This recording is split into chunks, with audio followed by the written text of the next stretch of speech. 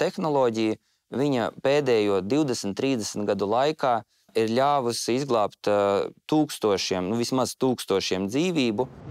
Kad dzird par veneroloģiju, tad rodās aizspriedumi, domas par kaut ko lipīgu. Lielākai daļai cilvēku, līdz noteiktam vecumam, vecumdienās kāda bazalioma būs. Mūsu valsts ir viena pat no vadošajām valstīm šajā jomā.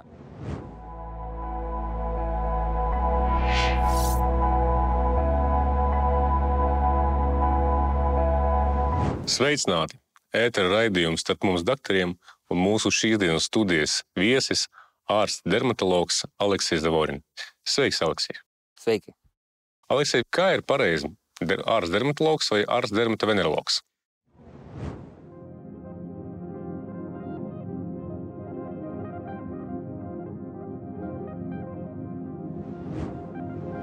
Īstenībā tas ir ļoti interesants jautājums, jo pacientiem vairāk patīk iet pie dermatologa, jo kad dzird par veneroloģiju, tad rodās aizspriedumi, domas par kaut ko lipīgu, tādēļ pacientiem it kā patīk vairāk nākt pie dermatologa, un arī dažiem maniem kolēģiem vairāk patīk saukties par dermatologu.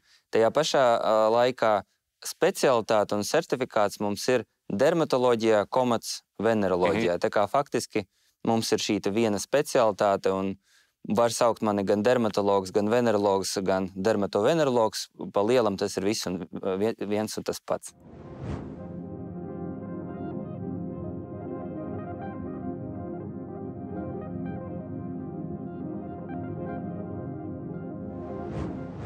Saki, lūdzu, ar ko nodarbojas ārsts dermatologs? Ārsts dermatologs, primāri viņš ārstē ādas un arī dažkārt gļotādu saslimšanas, seksuāli transmisīvās slimības.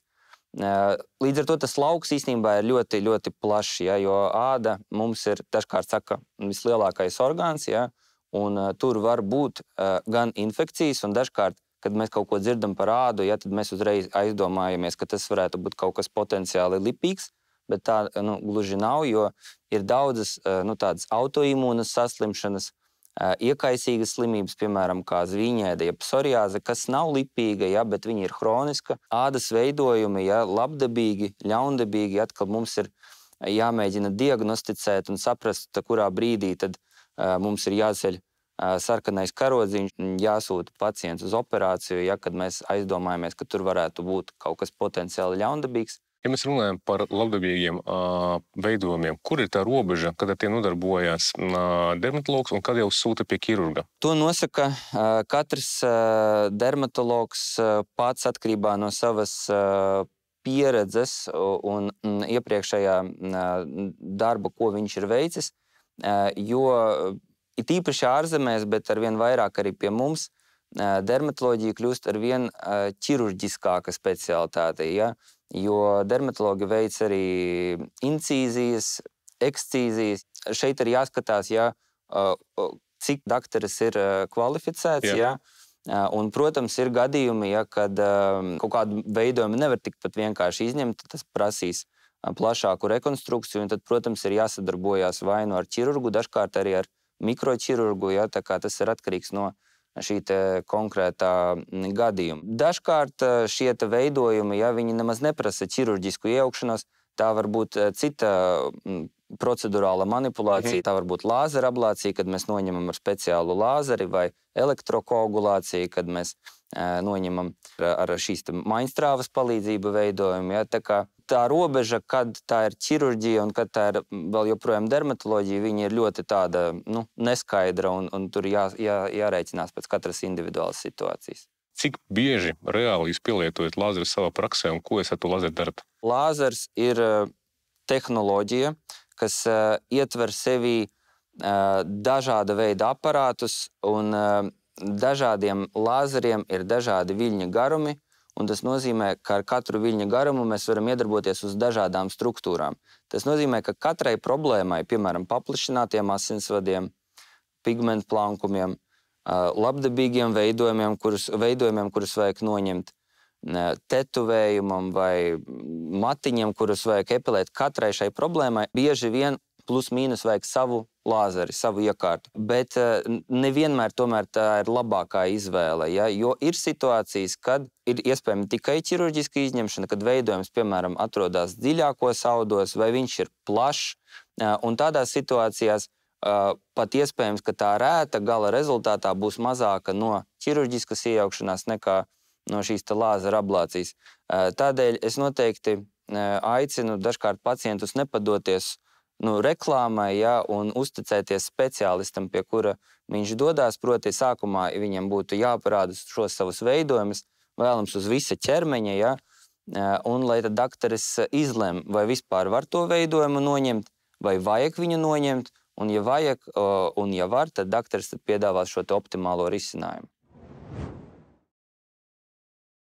Laipni lūgti BCA poliklinikās. Mēs rūpējamies par veselību jau no bērna pirmā sirdspuksta. Profesionāli ārsti un savas jomas speciālisti ikdienā izmanto jaunākās paudzes medicīnas iekārtas, lai saulaicīgi diagnosticētu slimības un pielietotu atbilstošas ārstniecības metodes. Piesakies uz vizīti pie ārsta jau šodien. Jūsu vērtībām un veselībai mūsu poliklinikas atrodas Rīgā, Jūrmalā, Liepājā un Daugavpilī. Solis pretī veselībai kopā ar BCA poliklinikām. Nākošais jautājums būtu par dzimumzīmēm. Zinu, ka arī daudziem cilvēkiem dzimumzīmes ir arī kaut kādas nepiemērotas vietas, tas traucē, varbūt ik pa laikam saka mainīt savu krāsu, augt vai vēl kaut kas savādāk traucēt. Kā notiek dzimumzīme diagnostika dotajā brīdī? Jāsaprot, kas vispār ir dzimumzīme, ja? Jo ne katrs veidojums mums uz ādas, ne katrs pleķītes vai ne katrs izaugums uzreiz ir dzimumzīme. Ar dzimumzīmi mēs saprotam tādu zinātnisko jēdzienu nevusu. Proti, tas ir veidojums, kas ir attīstījies no mūsu pigmentu šūnām, jeb melanocītiem. Tās ir šūnas, kas ražo melanīnu, šo pigmentu, kas rodās, kad mēs iedegam. Pie tam dažkārt šīs dzimumzīmes varbūt arī nav pigmentētas, ja viņas varbūt ādas krāsā piepaceltas un tā tālāk. Kas te ir galvenais? Galvenais ir apskatīt visu cilvēka ķermeni, ja nevis tikai vienu to dzimumzīmi, kas pacientu satrauc. Sākumā ar neapbruņotu aci, un tad maksimāli arī pēc iespējas ar tādu rīku, ko mēs saucam par dermatoskopu. Viņa speciāli izgaismo ādas virsmu, tā, ka mēs redzam ādas virskārtu palielināt un arī nedaudz dziļākas struktūras. Ja? Dažkārt to sauc arī par virsmas mikroskopiju. Un tādā veidā mēs varam atšķirt potenciāli ļaundabīgus veidojumus no šiem labdabīgajiem veidojumiem. Un šī tehnoloģija, viņa pēdējo 20-30 gadu laikā ir ļāvusi izglābt tūkstošiem, vismaz tūkstošiem dzīvību, jo mēs tagad diagnosticējam melanomas, kas ir ļaundabīgs ādas vēzis, nevis jau ielaistās stadijās, bet daudz biežāk to var atrast ļoti agrīnā stadijā, kad pietiek viņu izgriezt, un ar to cilvēks ir arī faktiski izārstēts. Protams, ir arī gadījumi, kad tas vēzis ir ielaists, ja, bet arvien vairāk un vairāk ir šo nosacītu agrīno stadiju. Vai drīkst izņemt ārā dzimumzīmi iepriekš to neizmeklējot, neapskatoties? Ja cilvēkam traucē, viņš atnāk pie ķirurga, daktari, man vajag steidzami izņemt ārā, bet vai tiešām no sākuma jāsūta pie dermatologa, lai viņš uztais to dermatoskopiju? Šeit ir tāds slidens jautājums. Ja? Es teiktu, ka principā, protams, jebkurā gadījumā labāk ādas veidojumus apskatīt un izmeklēt. Tajā pašā brīdī, ja veidojums tiek izņemts ķirurģiski, un ja šo veidojumu tālāk nevis vienkārši utilizē, proti izmet, bet nosūta uz histopatoloģisku izmeklēšanu, kur, proti, šo veidojumu izmeklē apmācīts speciālists, ārsts, ja, patologs, un precizē diagnozi, es domāju, tas vēl būtu tā kā, pieļaujams. Ja? Bet, protams, jāatcerās, ka cilvēkam jāskatās nevis to vienu veidojumu, kas viņu vienu pašu satrauc, bet tomēr vismaz reizīti būtu jāaiziet pie tā dermatologa, lai apskatās visu ādu, un tad sastāda to plānu, cik bieži vajag novēroties, nevajag novēroties un kam vispār pievērst uzmanību. Ko darīt, ja pēkšņi notiek dzimumzīmes kaut kāda trauma, viņi saka asiņot, kā rīkoties šajā situācijā? Pirmajā brīdī, ko es teiktu, pirmkārt ir jānomierinās, nav jākrīt panikā, tas nav uzreiz nāves spriedums, ka dzimumzīme asiņo, un es teiktu, faktiski to vietiņu būtu jādezinficē, varbūt ar kādu spirtu saturošu salveti vai dezinfekcijas līdzekli, jāuzliek marlīte un jāuzliek plāksteris, lai tā kā apstādinātu šo asiņošanu un lai turpmāk tā kā nekairinātu. Ir bijuši tādi gadījumi, kad pacients atnāk ar asiņojošu veidojumu un saka, man tur laikam ir ādas audzējs, man tur tek asinis, bet mēs paskatāmies uz muguras, vienkārši ir piesūkusies ērce, tā nemaz nav dzimumzīme. Tā kā noteikti nav jākrīt panikā, ir jāapstādina asiņošana un jādodās pie doktora, tad, lai pasaka, kas tad tur beigās ir. Protams, mēdz asiņot arī ielaisti ādas audzēji, vēži un tā tālāk. Bet tas par laimi drīzāk retāk notiek nekā ikdienā.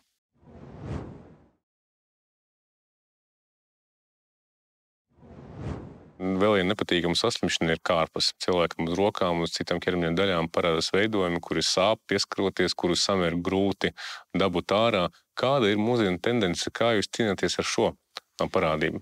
Es teiktu, ka ļoti, ļoti kompleksi. Mana pieredze un arī publikācijas rāda, ka liela nozīme ir arī pacienta imūnai sistēmai un atbildēju uz šo vīrusu, jo kārpa faktiski ir vīrusu infekcija. Ir tāds cilvēka papilomas vīrus, kas iemitinās mūsu ādā, viņš nepeld nekur pa asinīm, viņš dzīvo tieši uz ādas, un tur liek šīm šūnām mainīties, augt, bišķiņ tā kā nekontrolēti un nepareizi, un blakus vienai kārpai var arī parādīties māsas un brāļi šai kārpiņai. Bieži vien tur nepietiek ar vienu risinājumu, un savā praksē es parasti kombinēju dažādas metodas, kas var būt dažādas skābi saturošas ziedes, kriodestrukcija, proti piesaldēšana ar šķidro slāpekli. Dažkārt lietoju arī lāzeri, un ir arī speciāli medikamenti, kuri tiek nozīmēti, lai pastimulētu imūno atbildi pret šo vīrusu, lai ātrāk un veiksmīgāk cilvēks tiktu vaļā. Ir gadījumi, kad tas prasa vienu reizi, ir gadījumi, kad tas prasa ilgstošu ārstēšanu, pat dažus mēnešus, bet bieži vien tie tādi ielaisti gadījumi, kad uz vienas pēdas var būt līdz pat 20 vai pāri kārpām, bet arī šie gadījumi, un manā praksē ir vairāk tādi bijuši, beigās viņi rezultējās ar panākumu, un godīgi sakot, arī pats tajā brīdī es esmu ļoti priecīgs, gandrīz vai līdz asarām, jo īstenībā tā problēma ļoti nomoka cilvēku, jo tas ir sāpīgi. Viņam arī ir kauns dažkārt rādīties, apkārtējiem cilvēkiem. Ļoti bieži saskaroties šo problēmu, cilvēki meklē palīdzību arī tautas medicīnā. Lieto kaut kādus tautas līdzekļus, sev mēģina izzināt ar kaut kādu ētiķi vai barot tas karpas sienāžiem un tā tālāk. Saki, lūdzu, vai ir kaut kādi tiešām ticami kaut kādi līdzekļi no tautas medicīnas, kas palīdz pret karpām? Ir dažādi līdzekļi, ir tautā zināmais, tā saucamais, es pēdiņās teikšu, tā kā čistecel, ko mēdz lietot uz šīm kārpām. Tas var arī līdzēt. Tajā pašā brīdī es gribu nedaudz nobiedēt cilvēkus, jo manā praksē ir bijuši arī gadījumi, kad mēģina mājas apstākļos lietot vai nu kādas skābes un arī dažādas zāles, kas tā kā piededzina tās kārpas, bet neuzmanīgi tos lietojot, mēs iedzīvojamies ķīmiskos apdegumos un arī sekojošās rētās. Otra lieta, jāpārliecinās, vai tā tiešām ir kārpa. Jo 99% cilvēks redzēs kārpu un zinās, ka tā ir kārpa un tā arī būs tā kārpa, bet būs tas 1%, ka varbūt ka tā nemaz nav kārpa, varbūt tas ir kaut kas cits, un dažkārt var būt arī kaut kāds ļaundabīgs veidojums. Tāpēc labāk tomēr pie tā doktora aiziet, ir tīpaši, ja nesanāk tikt galā tik viegli vienam pašam.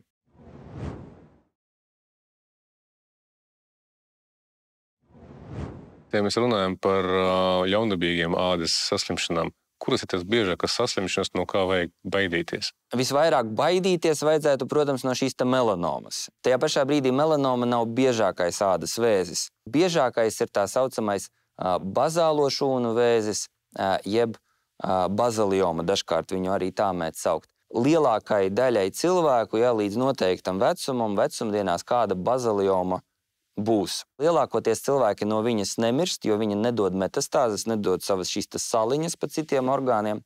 Tajā pašā brīdī tas nenozīmē, ka viņi nekaitē, jo viņa var ieaugt iekšējos audos, destruēt apkārtējos audus, ja, taisīt diezgan lielas šķūlas, it īpaši tas ir nepatīkami, ja tas, piemēram, ir uz sejas, ja, un bieži vien šī ir arī tā lokācija, kas ir pakļauta saules starojumam un kur tās baziliomas veidojās. Tas pats attiecās uz melanomu, jo viņa, lai gan ir retāka, bet kāpēc no viņas mums būtu jābaidās, jo melanoma, ja viņa ir ielaista, viņa sāk dot šīs jau pieminētās metastāzes, un tad cilvēks var diezgan ātri arī aiziet bojā. Kā laicīgāk diagnosticēt melanomu un kā pasargāt seju no šīs saslimšanas? Pašam jāseko līdzi savai ādai. Jāskatās, vai parādās kādi jauni veidojumi, vai esošie veidojumi kaut kā strauji mainās, vai ir kāds veidojums, kas atšķirās no visiem pārējiem. Ja? Ir tāds jēdziens kā neglītais pīlēns. Ja? Veidojums, kas nelīdzinās visam pārējām, kas ir uz ādas. Šiem veidojumiem noteikti vajadzētu pievērst īpašu uzmanību. Ja? Un ja kaut kas no šī ir, tad noteikti būtu jādodas pie dermatologa, lai viņš paskatās, lai tad izslēdz šo gadījumu, ja, ka tur varētu būt ādas vēzis. Vēl ir tāds jēdziens kā ABCDE kritērija, ja, no angļu valodas. Faktiski tā ir tāda abreviatūra saīsinājums. A nozīmē asimetrija, ja, proti veidojums var būt vienā pusē tumšāks, otrā gaišāks. B ir nelīdzenas izplūdušas robežas. C ir kolor, jeb krāsa, daudzkrāsains veidojums, ja krāsu daudzveidība, ja, tur var būt melns, var būt brūns, var būt zilgans, pelēcīgs, dažkārt kaut kas vēl sarkans, jo vairāk to krāsu, jo jābūt vērīgākam. Un D, tas ir diametrs, parasti runā, ka īpaši uzmanību jāpievērš tiem veidojumiem, kuriem ir diametrs virs 6 mm, bet ir arī melanomas, kas tiek diagnosticētas, kas ir tikai dažus milimetrus lielas, ja, agrīnās stadijās. Un E ir evolūcija, proti, ka veidojums laika gaitā kaut kā attīstās, kaut kā mainās. Jo vairāk šo te ABCDE kritēriju ir vienam cilvēkam, vienam veidojumam, jo vairāk uzmanību tam veidojumam jāpievērš. Ja. Tajā pašā brīdī ir labdabīgi veidojumi, kuriem var būt šie te kritēriji pozitīvi. Un bieži vien, ja šie kritēriji ir pozitīvi, ja tas ir ļaundabīgs veidojums, tas varētu būt arī kaut kas jau ielaists. Ja? Kad jau slimība ir diagnosticēta, kā tālāk notiek ārstēšanas process? Tur ir jāskatās atkal no tās saslimšanas un no slimības veida, ja? Jo, piemēram, bazālo šūnu vēzi, viņu mēdz iedalīt augsta riska un zema riska, proti atkarībā no tā, ka, ja izņem šo te veidojumu, cik liela varbūtība, ka šis veidojums atnāks atpakaļ šajā te vietā. Zemā riska veidojumiem dažkārt ir pieņemama ārstēšana, kas pat nav ķirurģiska, ja, ir speciāli krēmi, ja, ārstnieciski, kas palaiž imūno atbildi, tāda mūsu paša imūnā sistēma šo veidojumu iznīcina. Dažkārt pat apraksta arī kriodestrukciju, proti piesaldēšanu un elektrokoagulāciju. Ja mēs runājam par ādas šīm te baziliomām, kas galvenokārt ir augsta riska, kas atrodas īpaši, piemēram, uz sejas, kur ir risks, ka šis veidojums atnāks atpakaļ, tur tikai un vienīgi manā skatījumā, ja to situāciju pieļauj, tad tā ir ķirurģija. Ja? Tas ir tā kā zelta standarts. Pie tam, ja mēs skatāmies pēc vadlīnijām, tur pat ir runa par tā saucamo moha ķirurģiju, vai dažkārt sauc par moza ķirurģiju. Kā mēs zinām, ja mēs uztaisam kādu caurumu uz sejas, ja, ja tas ir kāds veidojums, ja, no kura vēl jāatkāpjas, jāsaprot, ka tur diametrā tas caurumiņš varētu būt 1,5 centimetru. Ja? 1,5 vai 2 vai 3 centimetru liela atvere uz sejas, saprotams, ka tas nav labi. Ja? Un viņu kaut kādā veidā mums ir jāsašuj, ir jānoslēdz, un nemaz tik daudz tās ādas mums uz sejas nav. Un šī moha ķirurģija, viņa ļauj minimāli atkāpties no audzēja, bet maksimāli viņu izņemt ārā. Proti, šīs te ķirurģijas laikā dakteris seko līdzi malām un skatās ar mikroskopu palīdzību, kurā vietā, kurā pusē vēl ir palikušas šūnas, un izgriež tikai to gabaliņu, ja nevis visu šo te aplīti. Diemžēl man jāsaka, ka šī metode Latvijā uz doto brīdi nav pieejama. Tāpēc uz doto brīdi mums ir jārēķinās ar šo te parasto ķirurģiju, bet jebkurā gadījumā tas ir tas labākais variants. Dažkārt ir pieejama arī staru terapija. Ja mēs runājam par melanomu, tad manā skatījumā tur tikai un vienīgi ķirurģija, un, protams, tādos ielaistos gadījumos, kad jau ir metastāzes, tad pēdējo dažu gadu laikā ir notikusi revolūcija, kad ir parādījušies jauni medikamenti, kas ļauj iznīcināt metastāzes, attālinātas. Tā ir tā saucamā imunterapija, un mērķterapija, kas faktiski ļauj tikt galā, pat bez ķirurģiskas iejaukšanās ar šīm metastāzēm. Diemžēl ir jāsaka, ka nevienmēr šis efekts ir ilgtermiņā labs, jo pēc kāda laika viņas mēdz tāpat atgriezties. Tajā pašā brīdī tā ir vienalga revolūcija un tāds cerības stariņš raugoties nākotnē šiem pacientiem.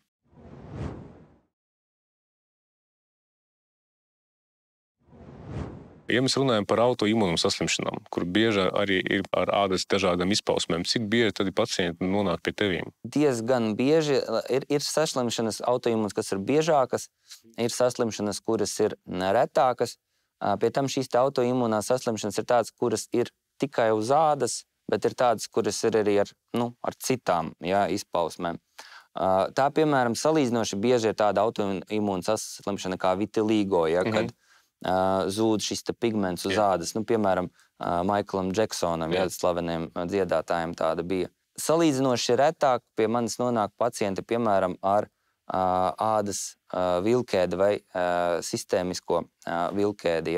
Un bieži vien tie ir, ja tādi pacienti nonāk, tad tas vienalga ir multidisciplinārs darbs, jo šiem pacientiem var būt problēmas, piemēram, nefroloģiskas, var būt arī kādas citas izpausmes, reimatoloģiskas, piemēram.